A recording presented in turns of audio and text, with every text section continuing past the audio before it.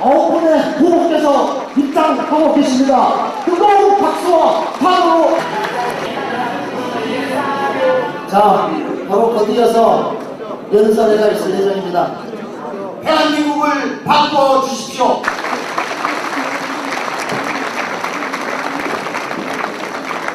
한명숙 후보, 기호 2번 이하경 후보, 기호 3번 박영진 후보, 기호 6번 박영선 후보, 기호 7번 문성근 후보, 기호 8번 우리와 같은 힘찬 박수 부탁드리겠습니다.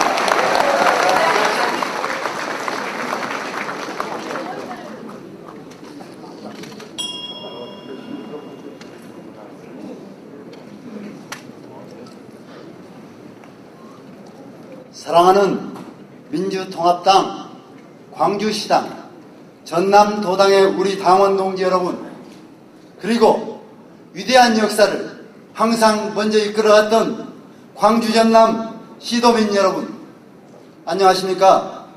저는 당대표 최고위원 경선에 나선 시민운동 단일후보 기호 2번 이하경입니다. 인사드리겠습니다.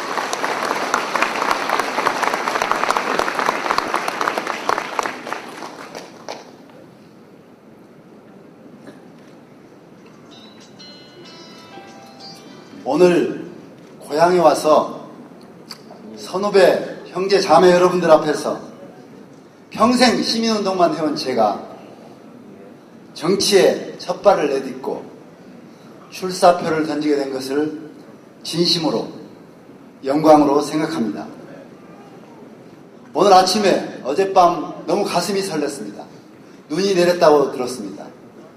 그래서 못 가면 어쩌나 하다가 부랴부랴 비행기를 못 타고 우리 KTX를 타고 왔습니다. 그러면서 제가 신문을 사봤습니다. 그래서 오늘은 본연설 들어가기 전에 이 색다른 이야기를 하나 제가 하지 않으면 안 될 것 같습니다. 조선일보 오늘자 신문입니다. 그냥 서서 하겠습니다.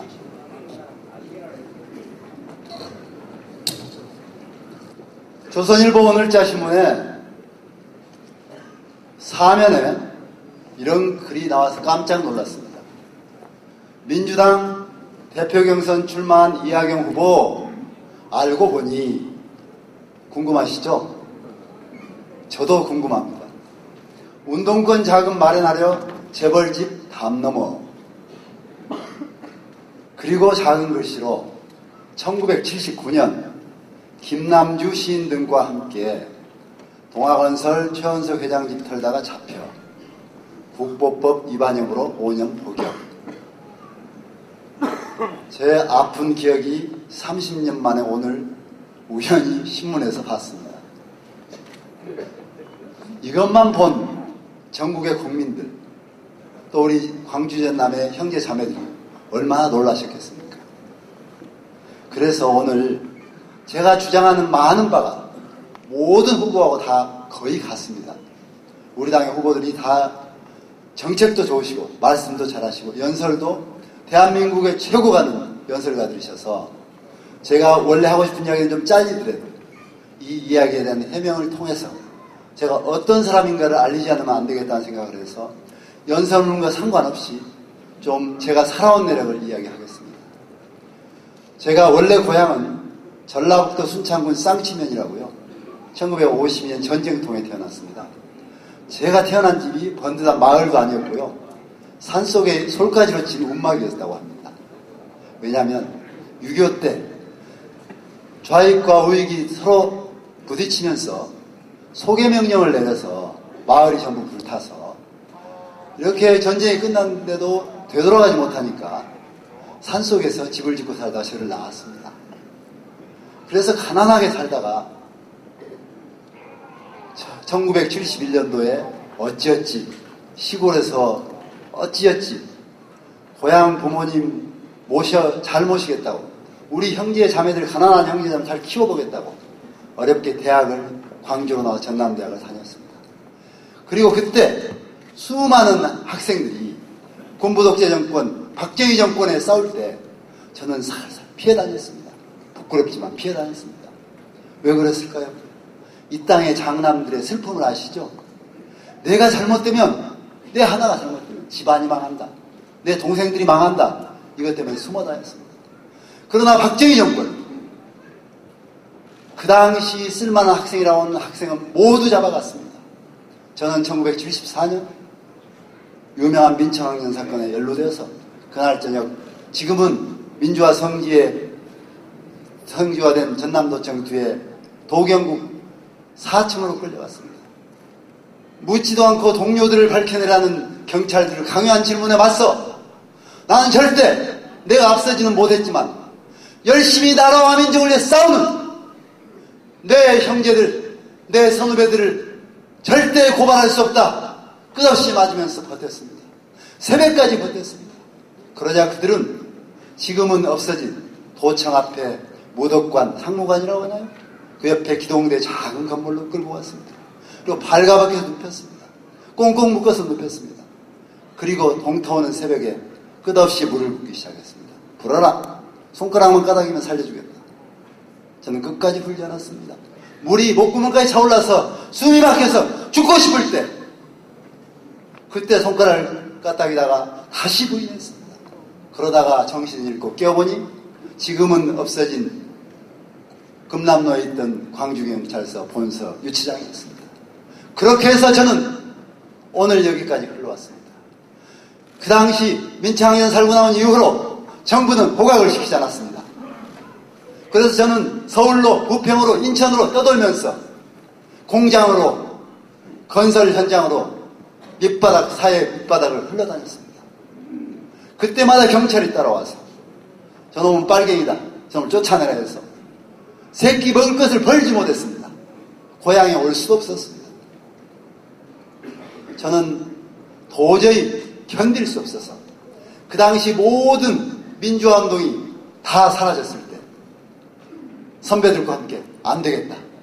이 무도한 박정희 독재 정권을 무너뜨리지 않으면 안 되겠다고 생각하고 그 당시로서는 위험한 비밀 지하조직이라고 알려지는 소위 민주투쟁 국민위원회, 나중에 검찰에서 난민전 준비위원회라고 이름 붙여진 그 사건에 연루되었습니다.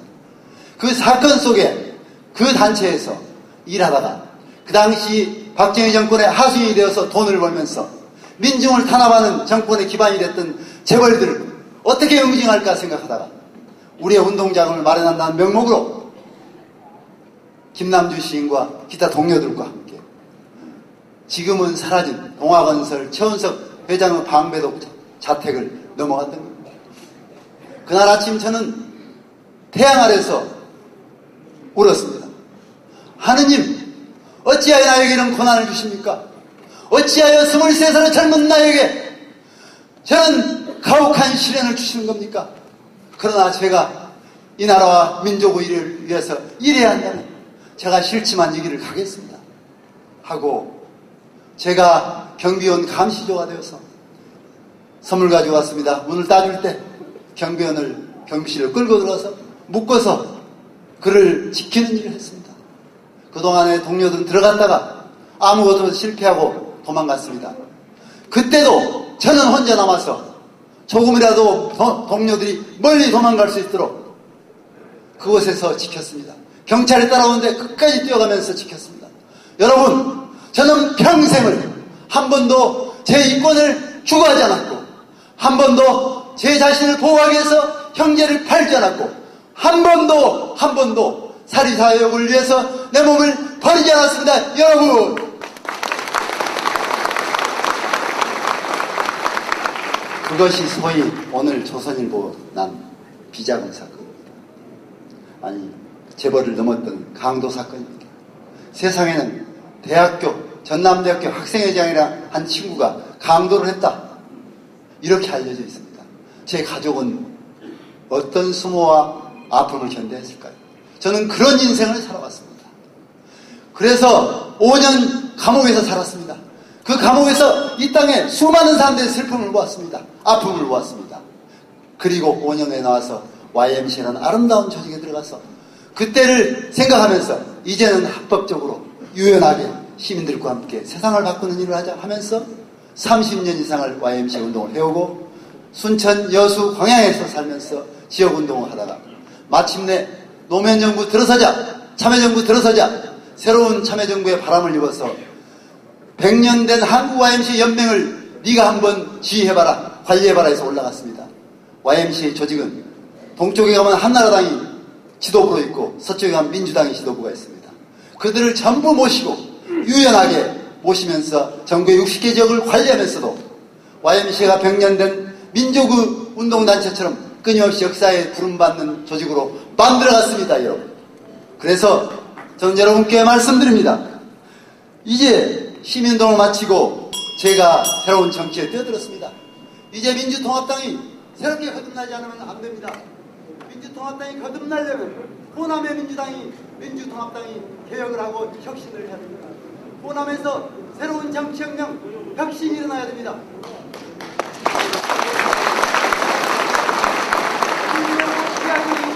민주통합당의 새로운 기로, 새로운 대표가 되어서 서울에서 박원순처럼 국민의 지지를 받는 민주통합당을 만들어내겠습니다. 여러분!